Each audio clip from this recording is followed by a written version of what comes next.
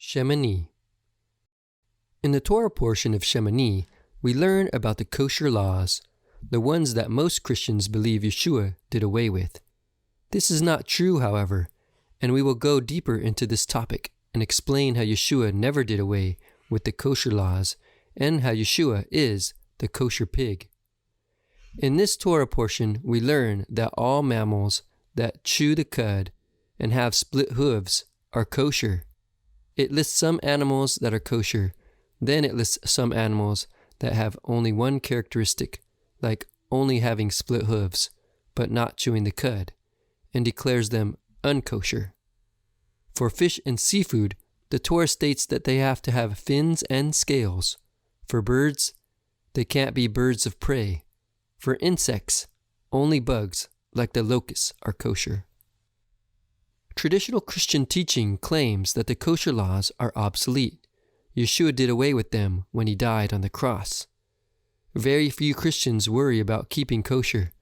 Conventionally, Christianity even considers eating pork as a sign of freedom and grace.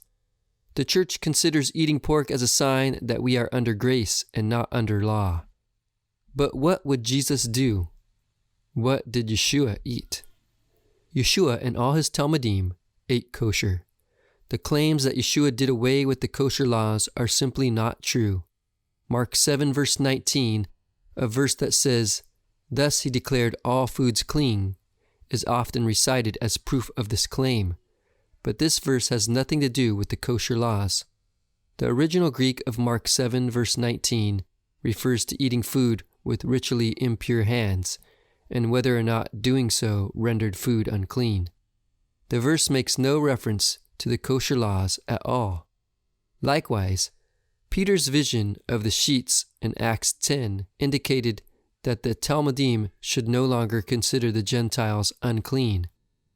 The Brit Hadashah never tells us that the kosher laws are obsolete. Even in the Messianic age, people will continue to keep kosher. It says in Isaiah 66 verse 17, "Those who eat swine's flesh, detestable things, and mice will come to an end altogether." At first glance, the pig appears to be kosher. It has cloven hooves, but it does not chew the cud. The rabbis compared the pig to someone who puts on a show of piety, but does not actually do right. When the swine is lying down, it puts out its cloven hooves, as if to say, "I am clean." Likewise, the wicked state robs and oppresses, yet pretends to be executing justice. Genesis Rabbah 65 verse 1. The Jews easily equated Rome with pigs. Romans preferred the meat of pigs, and swineherds followed their legions. Yeshua was referring to Rome when he said in Matthew 7 verse 6, "Do not throw your pearls before swine, and turn and tear you to pieces." The Midrash has a clever wordplay on the Hebrew word for pig that points towards the Messianic era. It uses the word chazir, which means pig, and the word chazar, which means return. Why is Rome called a chazir? Rabbi Meir replied, because it is destined to chazar, return to its owner. Ecclesiastes Rabbah 1 verse 28. Why is Rome called a chazir? Because it will chazar, the crown to its owner, as it is written in Obadiah 1 verse 21. The deliverers will ascend Mount Zion to judge the mountain of Esav, and the kingdom will be the Lord's. Leviticus Rabbah 13 verse 5. It was stated earlier that the Brit Hadashah does not abolish the kosher laws. The prophet Isaiah indicated that the kosher laws will continue to be relevant even in the Messianic era. Despite all this, some rabbis teach something similar to what Christians teach, that in the Messianic era, the Messiah will revoke the kosher laws. This concept first appeared in a late midrash on the Psalms. There are some who say that every animal is unclean in this age. The Holy One, blessed be He, will declare clean in the future, the Messianic age, as they were in the days before the sons of Noah. And why did He prohibit them? To see who would receive His words and who would not receive His words. but in the Messianic age, he will permit everything that he had forbidden. Midrash Psalms on 146:7. Needless to say, this midrash is not widely accepted. Torah scholars and rabbis have debated the meaning of this midrash extensively. Will the Jewish people be able to eat bacon and eggs for breakfast in the Messianic era? Will the angels serve pork in the banquet of the righteous? Messianic Rabbi Dr. Carl Kinbar lists 5 opinions on the matter. First opinion: those who believe that the mitzvot, including Leviticus 11 verse 7, are eternal, say that a Jew must keep them as long as he lives. A dead person is not required to keep mitzvot. Pork will be permitted in the Messianic age only because the pig will begin to chew the cud and thus become a kosher animal. Second opinion: the Radbaz, Rabbi David ben Solomon ibn Ibi Zimra, solves the problem by interpreting the midrash as a metaphor.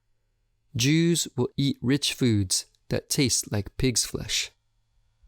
Third opinion: the Radbaz also offers a mystical interpretation. There is an angelic prince above named Chazriel, an accuser of Israel, who will be returned to Israel as its defender. Fourth opinion: Rabbeinu Bechye, Rabbi Baya ben Asher ibn Halawa, asks why Rome is interpreted as chazir, a pig. He answers his own question by saying that it is because judgment will be returned upon them. That is, although they have been spared divine judgment until now, they will face it once again in the Messianic age. Fifth opinion: Rabbeinu Bechye offers a second interpretation. It is called chazir because it will return the crown as in the days of old. This is found in Rabbeinu Bechye's commentary on Leviticus 1 verses 1 through 7, where he further explains that in the future Messianic age, this nation will build the third temple. This is what they said: in the future Messianic age, it will come to return the crown as in days of old, which it had destroyed. So the crown is represented by the third temple, which will be rebuilt by the nation that destroyed the previous temple. Thus, the pig, chazir, could only be Rome, and according to common rabbinic interpretation, its successors. It is important to note that none of the opinions on the midrash even suggest that the kosher laws will be revoked. In this Torah portion, we learn about the kosher laws. Christians believe that the kosher laws will be revoked, but this is not true. Yeshua kept kosher and will keep kosher when he returns. The midrash talking about unclean foods becoming clean is not meant to be interpreted literally. It is as Yeshua says in Matthew 5 verse 18, "Until heaven and earth pass away, not the smallest letter or stroke will pass from the Torah."